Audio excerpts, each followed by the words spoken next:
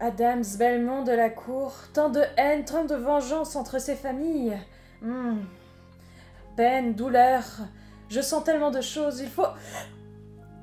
Esprit, êtes-vous là? Fuyez. Fuyez Oh mon Dieu! de cette demeure.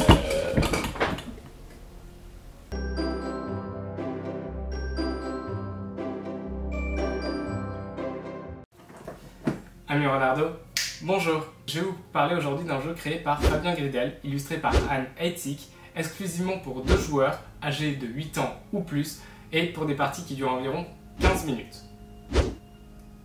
C'est évidemment Rest in Peace. 2 familles de fantômes se détestent, se haïssent et s'affrontent depuis plus d'une centaine d'années. Dans Rest in Peace, chaque joueur va incarner l'une de ces 2 familles de fantômes pour hanter le plus de demeures ou de châteaux possibles. Allez, voyons ce qu'il y a dans la boîte.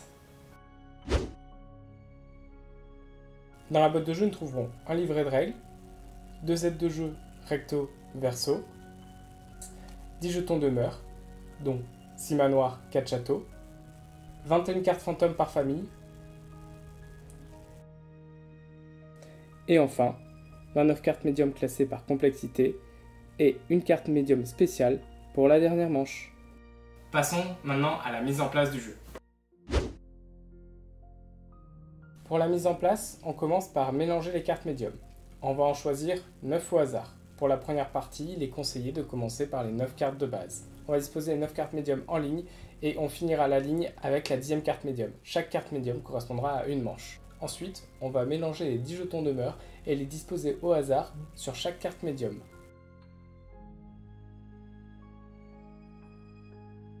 On donne à chaque joueur ses 21 cartes mélangées. Chaque joueur piochera 5 cartes. Chaque joueur a une aide de jeu.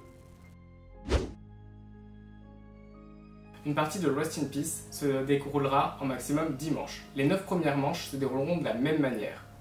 En commençant par le premier joueur, on va choisir de jouer 0, 1 ou plusieurs cartes de notre main sur la manche en cours. Les manches sont représentées par les différentes cartes médium.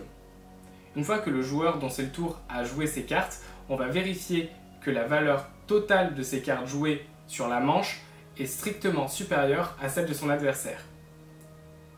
Si c'est le cas, alors c'est au tour de son adversaire. Si c'est pas le cas, il perd la manche. Par exemple, c'est au joueur de la famille verte de commencer. On va dire qu'à son premier tour, il décide de jouer un 1 et un 2 sur la première manche. Le deuxième joueur peut décider très bien de laisser passer, donc il ne joue aucune carte et il perd la manche, ou de surenchérir en mettant au moins un total de valeur de 4. Et on va ainsi de suite faire ping-pong entre les 2 joueurs jusqu'à ce que l'un des 2 abandonne la manche.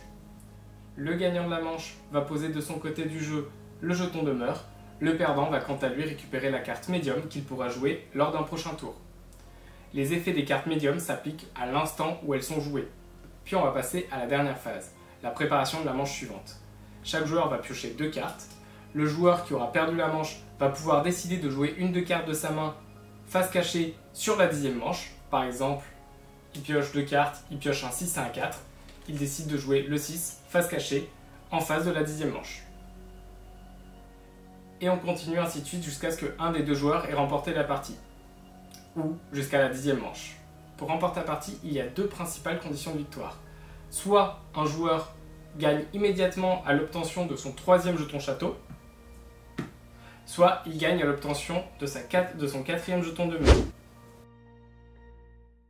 Si à la résolution de la 9e manche, aucun des joueurs n'a gagné la partie, alors on va jouer une ultime manche de manière un peu différente.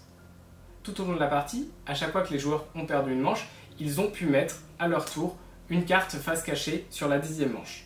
À la 10e manche, on va simplement résoudre le total des valeurs des cartes et voir qui c'est qui gagne.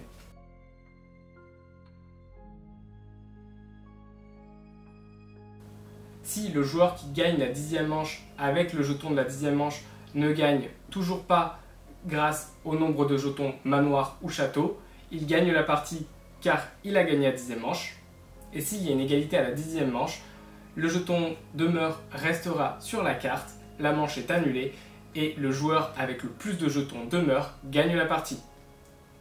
Et dans le cas exceptionnel où il y a autant de jetons demeure d'un côté que de l'autre, alors c'est une égalité et le combat des deux familles continuera encore et encore. Et ça continue encore et encore, c'est que le début, d'accord, d'accord. Et enfin, mon avis sur Rest in Peace. Pour commencer, je tiens à souligner que j'apprécie beaucoup les efforts d'édition écologique qu'il y a sur ce jeu. Ensuite, j'aime beaucoup la direction artistique, j'aime beaucoup la couverture, et je trouve le jeu vraiment esthétique.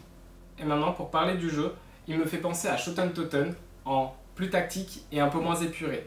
Chaque carte médium est différente et elles vont toutes être triées par complexité, et il y en a un sacré paquet.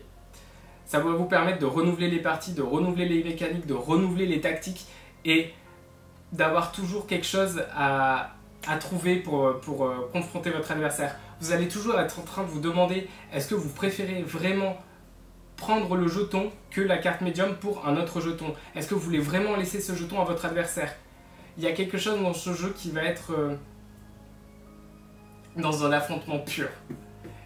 Et si vous avez aimé cette vidéo, n'oubliez pas de liker, commenter, partager, vous abonner et ciao dans les tanières!